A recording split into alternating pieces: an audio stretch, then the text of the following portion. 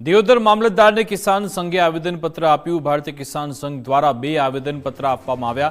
ટેકાના ભાવે બાજરીની ખરીદી માટે રજૂઆત, બ્લોક કરાયેલ ખેડૂતોને સામેલ કરવાની માંગ થઈ। દિયોદરમાં 2700 ખેડૂતોની ખરીદી માટે નોંધણી, વડિયાથી જેરડા સુધી નર્મદાની લાઇન નાખવાની પણ માંગ। ખરીદી વહેલી શરૂ કરાય તેવી ખેડૂતોએ માંગ કરી।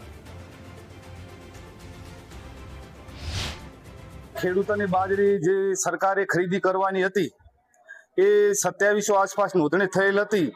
એમાંથી અત્યારે 1500 ખાતા બ્લોક લિસ્ટમાં મૂક્યા છે। એટલે હવે અત્યારે એ ઝડપીથી ઝડપી બ્લોક લિસ્ટમાંથી ખાતા છૂટા કરે અને ખેડૂતોની ઝડપી બાજરી લે। કારણ કે અત્યારે ખેડૂતોને મગફળી વાવવાનો સમય આવી ગયો છે। જો અત્યારે ખેડૂત માર્કેટની અંદર બાજરી જો વેચવા જાય તો એને 400 થી 450 રૂપિયા ભાવ મળે છે અને સરકારશ્રી દ્વારા ટેકાના ભાવે 600 ઉપરનો ભાવ છે। એટલે સરકારશ્રીને અમારી રજૂઆત છે કે ઝડપીમાં ઝડપી ખેડૂતોની બાજરી ખરીદી થાય